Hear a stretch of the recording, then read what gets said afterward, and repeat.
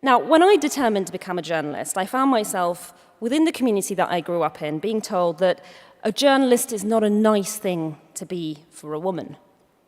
Luckily, I'm not a nice woman.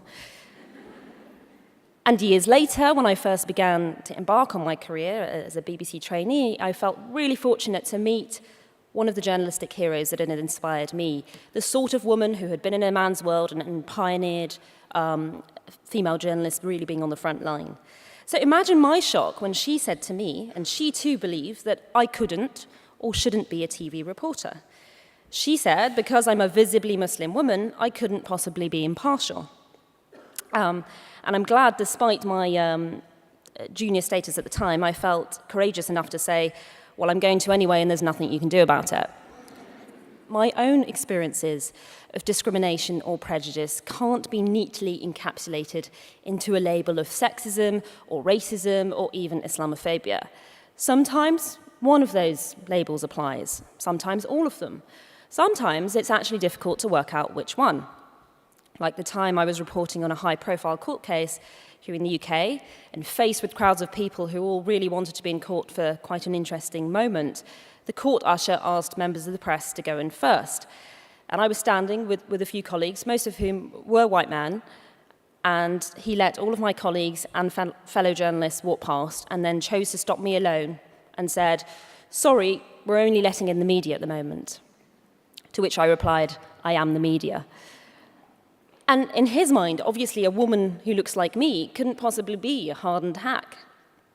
But ultimately, this isn't just about individual experiences. We have got clear structural problems, and all we have to do is take a look at the evidence. The Fawcett Society produced a really commendable report this week, presenting a complex picture of inequality regarding the gender pay gap. Now, too often when we talk about the gender pay gap, the experiences we hear, particularly through media narratives, are that of white, middle-class women. The Fawcett report shows that, in fact, in Britain, women of Pakistani and Bangladeshi origin experience the largest aggregate gender pay gap at 26%. They also point out that British black African women have seen virtually no progress since the 1990s in closing the gender pay gap with British men. Now, last year, Parliament's Equalities Select Committee produced a report saying Muslims face the highest level of unemployment of all religious and ethnic groups at 12.8% compared to 5.4% for the general population. And surprise, surprise, for Muslim women, it is even worse. The committee's chair, Conservative MP Maria Miller, said she had heard significant evidence that stereotypical views of Muslim women can act as a barrier to work. And if you're not moved by statistics or experts, because let's face it, the people don't need experts, here is the voice of one young woman from Bradford, who I believe is actually in the audience today, so I'm sorry to embarrass her. Aina Khan wrote a robust response in The Guardian to the Casey report, saying, "Graduating from university last year, I thought naively perhaps that my degree would ease my passage into the labour market. But instead of a gold-paved road to my first job, I found myself hurtling down the rabbit hole of unemployment. And I'm not alone. I've watched many friends, Pakistani Muslim women like me, get sucked into a void of hopelessness as they try to crack the job market. They lose confidence, not because of the shackles of their faith and their unwillingness to integrate, but because of the economic struggles, discrimination, and gradual erosion of self-worth they have experienced." Now that is life at the intersection. When I made that really informed career decision at the age of 8, I had no idea what the logistics of television looked like. And if someone told me that, maybe I would have rethought, because the practical reality of bringing the 3 or 4 minutes you see to air is incredibly difficult. And sometimes it's draining and it's tiring. So in terms of challenge, that's really my day-to-day, is dealing with that practical challenge. Beyond that, it's the moments where you find that, and it's not always overt, that's the thing. Very rarely is the sexism or the racism or the Islamophobia overt, but it's the subtle looks, the moments where you realize that you don't somehow fit people's notion of what a journalist looks like. And sometimes you can work that to your advantage by getting into places that they don't want you to be.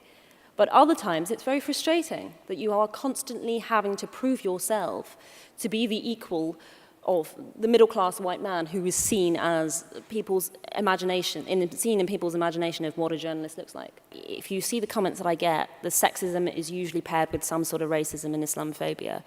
I won't even have mentioned anything about women and Muslims. And to give you a classic example, only a few weeks ago, I was at UKIP conference, which was a delight. No, really. And if you remember, the story that was really big at the time was Paul Nuttall, leader of UKIP, having said he was at Hillsborough and then rode back on some of the comments he'd made about having lost close friends. So, really important issue to do with trust. And I had been reporting on that story all day, grilled Nigel Farage about it, and pointed out that Aaron Banks, donor to UKIP, had made comments saying he was sick of hearing about Hillsborough. So I later tweeted that I had been reporting this, and here's what Nigel Farage said. Tommy Robinson, leader of the EDL, picked up on that tweet, put it out to his followers, saying something like, well, if I was a member of a religion that told me to kill non-Muslims and oppress women or something, then I would speak out. Some bollocks, anyway. And as a result, I spent a whole Sunday morning getting a load of abuse from his followers and people who love him, because what he was doing there was signaling to them, give us some grief. And I do worry that when younger people are thinking about becoming journalists, or indeed doing anything that involves appearing in the public sphere, that they will think twice. They will think, oh, I don't want that grief, or I'm not sure I'll be able to cope with it. Because, look, it is hard. It's tough going for people sometimes. And you can be incredibly resilient, but the point is, when it's constant, sometimes that resilience doesn't feel as strong. I started out my career in local radio and regional television in an area where it's not the biggest Muslim population in the country. But then I realized that there were some stories where Muslims happened to be in the news and they weren't being done properly. So actually, I need to find that balance between saying, I'm not the Muslim reporter, I'm the reporter that happens to be Muslim, and at the same time recognizing that there are issues involving Muslims that need to be reported and need to be reported accurately and sensitively, and that I have a level of access into certain communities that other reporters don't. For instance, if you think about the camps of Calais and the people who had gathered there in the so-called jungle, when I walked in there and talked to certain people, and language skills helps a great deal and cultural know-how helps a great deal, but when people saw someone who looked like me as the reporter, it changed the relationship. And I felt that we managed to get more from people, a quicker level of trust, a better rapport. I was able to keep in touch with people because they could see something different. You're constantly trying not to end up in what we call being pigeonholed, doing the Muslim stories. But at the same time, you feel a responsibility for those stories to be told accurately, and there is so much ignorance out there that they're not being told.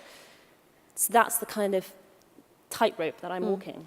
Something that gives me hope is when I was younger and I was saying I wanted to be a journalist, men and women, by the way, this is not Muslim men shutting down women. Muslim women also were saying the same thing. It's not a nice thing to be a journalist. Have you thought about becoming a teacher? Listen, my mum and my sister are a teacher. It's much harder.